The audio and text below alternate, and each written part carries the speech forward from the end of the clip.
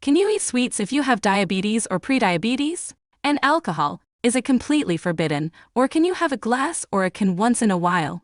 And fruits, are there some fruits you should never eat if you have high glucose levels? Well, that's the topic of today's video. I'm going to debunk the 10 biggest myths about diabetes. And after watching it, you won't fall for these legends anymore, which are widely spread on the internet and in daily life. Additionally, you'll understand more about this common disease that can cause many complications. And at the end, as a bonus, I'll give you tips to better control your blood sugar. So stay until the end. But first, give the video a like, subscribe to the channel if you haven't already, so you don't miss our health tips, and share this video with as many people as possible via WhatsApp, Facebook, and Telegram. Let's spread quality information to the largest number of people. So share it, and tell me, do you have diabetes or prediabetes? Are you afraid of eating fruits because of your blood sugar? Where in the world are you from? Write it down below. Let's go. What are the 10 myths we hear most about diabetes? The first 3 are the most frequent, so stay until the end. Myth number 10, no one in my family has diabetes, so I have no chance of getting it. This is false. The number of diabetics has increased a lot in recent decades. Do you know how many diabetics there were in the world in 1980? 108 million. And do you know how many in 2021? 537 million diabetics. A huge jump. But one thing is certain, having a close relative with type 2 diabetes increases the risk of developing the disease. We know that if your father and mother have type 2 diabetes, there is about a 50% higher risk that you and your siblings will become diabetic. But other causes also increase the risk of diabetes, such as industrialized food, ultra-processed foods, obesity, and sedentary lifestyle. All of these put stress on your pancreas and increase your risk of diabetes, regardless of family history. Additionally, multiple genes are involved with the disease. Both parents can have brown eyes, and you can be born with blue eyes. So, it's very important that you do your part, practice physical activities, eat real food, and keep your weight under control. A healthy lifestyle will indeed reduce your risk of diabetes. Myth number 9, prediabetes always leads to diabetes. Another myth, just because you are prediabetic doesn't mean you will become diabetic. In Brazil, there are more than 40 million prediabetics, and of these, 25% will become diabetic in 5 years if they don't take care and change their lifestyle. Only 1 in 4 will become diabetic in 5 years. Remember that prediabetes is a condition where blood sugar levels are already higher than normal, but not high enough to be classified as diabetes. If you are prediabetic, lifestyle changes can turn the tide, and you may never develop diabetes and even completely get out of this prediabetes. Myth number 8, my body heals well, so I must not have diabetes. Diabetes, in the vast majority of cases, is a silent disease. Many people don't know they are diabetic. In type 2 diabetes, which accounts for about 95% of cases, symptoms gradually appear, making diagnosis difficult. You need to get blood tests, fasting blood sugar, glycated hemoglobin, or glucose curve. It's not a guessing game. Just because you don't have symptoms such as thirst, excessive hunger, excessive urination, does not mean you don't have diabetes. And poor healing is a late symptom that will only occur if diabetes has already damaged blood vessels or nerves, or if glucose is very high. Therefore, even if your healing is good, you can still be diabetic. Myth number 7, I like salty foods much more, and hate sweets, so I won't get diabetes. This is also false. It's not sweets that directly cause diabetes. However, a high-sugar diet is generally a high-calorie diet, and many calories can lead to weight gain, which can lead to obesity, which in turn is a risk factor for type 2 diabetes.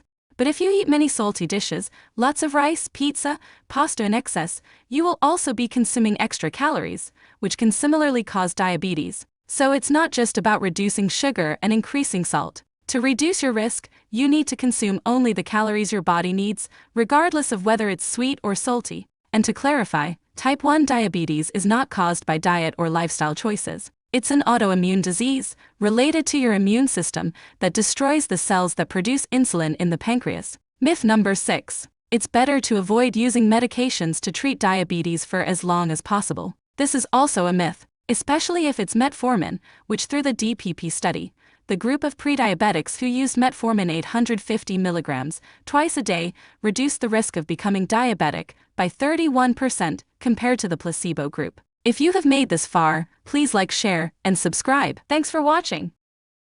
So metformin can prevent you from becoming diabetic.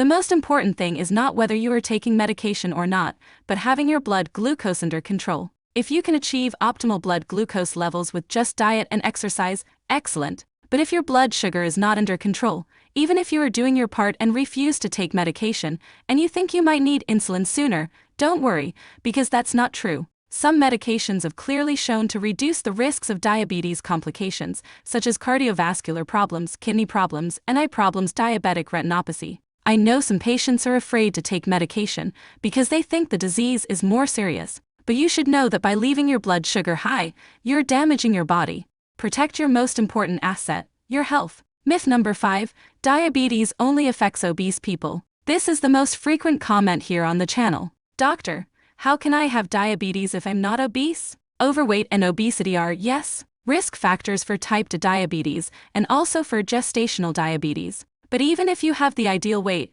your genetics, what you eat, your age, all of this can make diabetes occur in people of any weight. Researching the topic, I found a 2020 report from the American CDC that says 11 of people with type 2 diabetes are not overweight or obese. And remember that type 1 diabetes has no association with body weight. It's autoimmune, and a novelty. The FDA has just approved the first drug that can delay the progression of type 1 diabetes, called Sealed Now, in November 2022.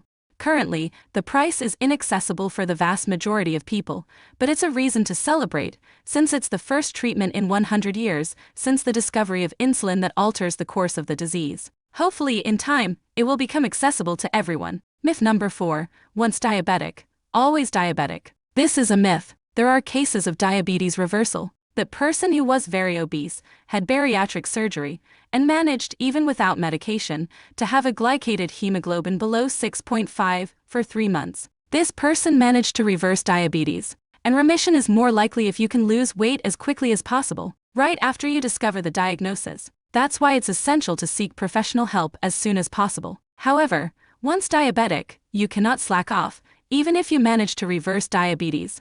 If you return to your old habits, gain weight again, forget to exercise, diabetes can return. But something important to emphasize, not everyone who loses weight will be able to reverse their diabetes. And if you're already doing everything right, exercise, proper weight, no belly, sleeping well, maybe today you can reverse it. But as medicine is evolving rapidly, maybe in 5 years, there will be something better. Top 3 myth number 3, diabetics can't drink any alcohol. It's a myth. Diabetics can drink alcohol, a beer, a wine, a whiskey, but people with diabetes need to be more careful with alcohol than those without the disease. The key word here is moderation, but something diabetics must be aware of is never to drink on an empty stomach.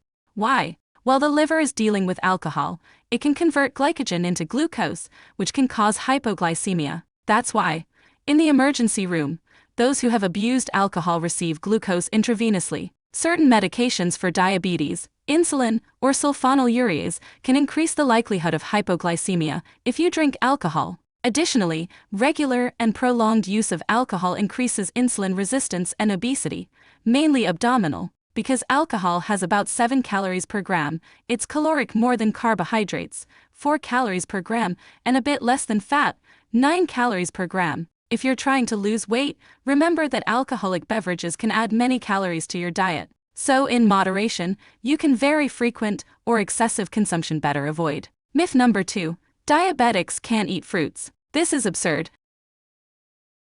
I made a video about the best fruits for diabetics. And to summarize, if you eat a little, even fruits with a higher glycemic index or glycemic load, you can eat them. Fruits are richer in natural sugars than vegetables, but they still have less sugar than cakes, cookies, and sweets, and they contain other nutrients, minerals, antioxidants, and fibers, which protect against numerous chronic diseases. There are no fruits prohibited for people with diabetes. Fruit is a healthy choice and is part of a balanced diet.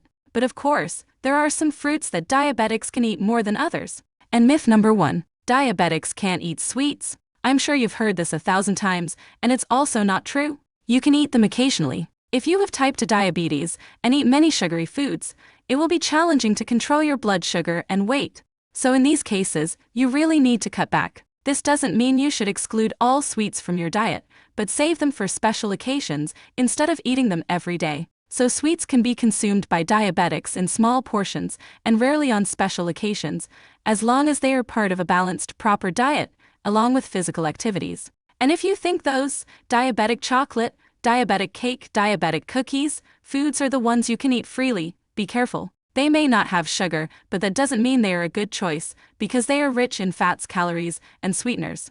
And they are also more expensive. It's better not to spend money on them and consume small amounts of regular products occasionally. I repeat, occasionally. The diet for people with diabetes is the same as for everyone, a healthy and balanced diet. So you can eat sweets, but it's not a free pass to overindulge. And now the bonus. What are the 7 important tips to better control your blood sugar? Tip number 7, sleep well. A bad night's sleep will increase your cortisol, which increases your insulin resistance and will make you crave sweets more, leading you to eat poorly, crave more sugar and junk food for more energy. Bad sleep is a bomb for diabetes. Sleep between 7 and 9 hours every night. Tip number 6. Stay hydrated. Drinking plenty of water can help you keep your blood sugar levels better controlled. Additionally, diabetics may have a higher risk of dehydration than people without the disease. So drink more water or lemon water. Tip number 5. Eat more fiber. Fiber slows the absorption of carbohydrates, preventing blood sugar spikes. Also, they will keep you more satiated. Tip number 4. Eat more foods that contain magnesium and chromium. Which foods are rich in magnesium? Dark green leafy vegetables like spinach and kale, pumpkin seeds, sunflower seeds, sweet potatoes, almonds, cashews, whole grains, lentils and beans, avocado, and bananas, especially the baby bananas. And chromium, again whole grains, fruits like apples and bananas, broccoli, lettuce, potatoes, and beans, nuts. Not to overdo it either. It's to introduce them into your diet if you don't eat them to better regulate your blood sugar. Tip number 3. Reduce stress in your life. High levels of stress hormones cortisol, adrenaline, prevent your pancreas from functioning properly. Does stress cause diabetes? No, stress alone doesn't cause diabetes, but it greatly worsens your blood sugar if you have diabetes. And glucagon, secreted with stress, also increases glucose, therefore you need to try to relax, surround yourself with people who make you feel good, live in the present and try meditation. Tip number 2. Exercise, at least 150 minutes per week. Physical activity can help you lose weight, reduce stress and increase insulin sensitivity. It can be both aerobic exercise, like walking, cycling, swimming and strength training. Ideally, you should combine both in your routine. And my number 1 tip, lose weight. Obesity is the main modifiable risk factor in the development of type 2 diabetes. Fat, especially belly fat, visceral fat, increases insulin resistance and inflammation, and over time, the pancreas can no longer produce enough insulin and can fail.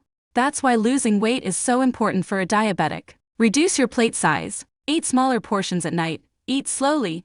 Avoid buying foods and drinks that you know are bad for you. All this will lead to a healthier life and better controlled glucose. Did you like the video? Remember to subscribe. And until the next video, thank you very much.